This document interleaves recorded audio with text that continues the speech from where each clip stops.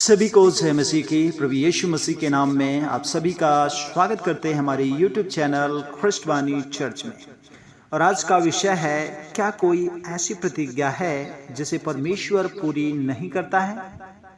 आइए हम इस विषय को देखेंगे और खुदा के कलाम से जानेंगे। बाइबल हमें बार बार यह आश्वासन देती है कि परमेश्वर की प्रतिज्ञाएं सदैव पूरी होती हैं, चाहे वह समय की सीमाओं को पार करती हो या परिस्थितियां कितनी भी कठिन क्यों ना हो। परमेश्वर ने जो प्रॉमिस किया है उसने उसे पूरा किया है। तो आइए हम कुछ महत्वपूर्ण बाइबल वचनों और घटनाओं के माध्यम से इस सत्य को समझेंगे और जानेंगे। सर्वप्रथम उत्पत्ति 21 अध्याय 1 से 3 वचन में इसहाक के जन्म के विषय में खुदा ने एक अब्राहम के साथ में प्रॉमिस किया था और परमेश्वर ने उस प्रॉमिस को पूरा भी किया।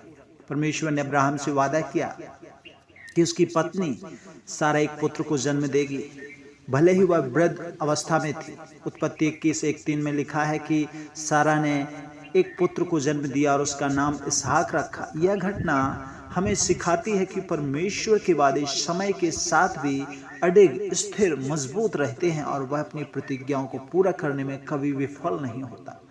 दूसरा उदाहरण सदोम के विनाश का है, जो उत्पत्ति 19:23 से 25 वचन में हमें मिलता है। खुदा ने सदोम और अमोरा के विनाश की भविष्यवाणी की थी। जब इन नगरों में पाप का स्तर बहुत बढ़ गया तो परमेश्वर ने अपने वादे के अनुसार उन्हें नष्ट कर दिया। उत्पत्ति 19:23 से 25 में हम पाते हैं कि परमेश्वर ने सदोम और अमोरा पर गंधक और आग की बारिश कर उन्हें नष्ट कर दिया।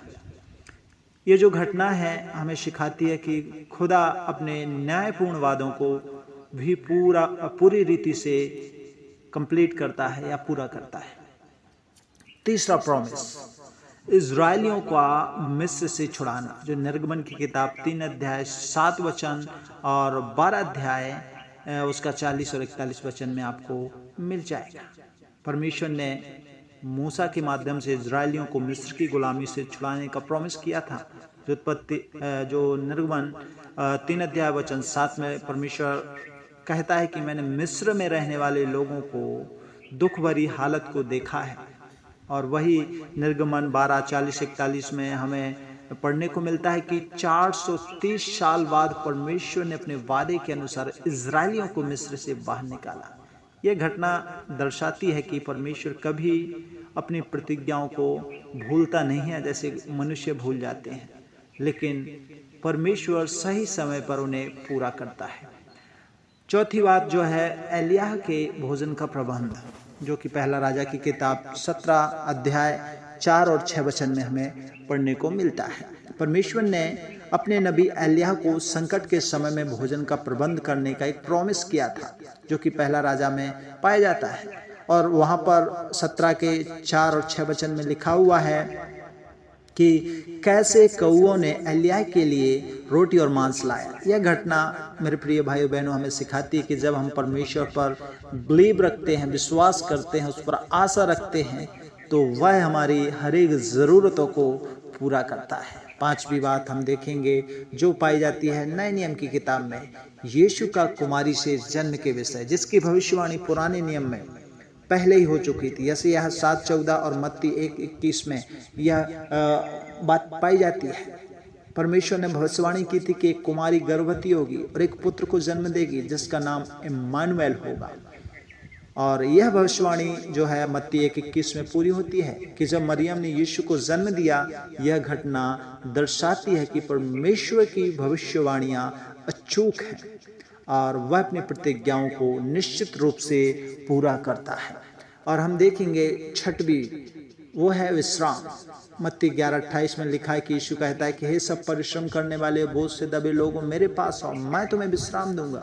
और यह प्रतिज्ञा मेरे प्रिय भाई बहनों हमें यह विश्वास दिलाती है कि जब हम अपनी चिंताओं, परेशानियों को यीशु मसीह के पास ले जाते हैं तो वह हमें शांति और विश्राम को प्रदान करता है। सातवीं बात और अंतिम बात, सदा साथ रहना। मत्ती 28:20 और इब्रानी 13:5। मत्ती 28:20 में यीशु ने अपने शिष्यों से प्रॉमिस किया था और कहा था कि देखो मैं संसार के अंत तक हमेशा तुम्हारे साथ हूँ। और यही बात इब्रानी 13:5 में लिखा है कि वह स्वयं ने कहा कि मैं तुझे कभी ना छोड़ूंगा और ना तुझे कभी त्यागूंगा। और यह बातें जो है हमें यह आश्वासन देते हैं कि हम कभी भी अकेले नहीं हैं, क्योंकि खुदा हमारे साथ है। इन घटनाओं और वचनों से हमें यह स्पष्ट होता है मेरे प्रिय भाई बहनों की खुदा हर प्रतिज्ञा जो करता है वो एक चट्टान के समान मजबूत रहती है, जिसे कोई भी हिला नहीं सकता, और वह पूरी भी होती है और वह उसे निश्चित रूप से पूरा करता है, चाहे वह समय, स्थान या परिस्थितियां कैसी भी क्यों ना हो। परमेश्वर अपनी प्रतिज्ञाओं को पूरा करने में सक्षम है। हमें बस उस पर विश्वास रखना चाहिए और धैर्य के साथ उसकी राहों पर चलना चाहिए। परमेश्वर के वचनों पर आधारित हमारा विश्वास ही हमें परमेश्वर या हर परिस्थिति में हमें स्थिर निडर बनाता है। खुदा आप सबको बहुत बहुत बरकत देवे, आशीष देवे। God bless you all of you.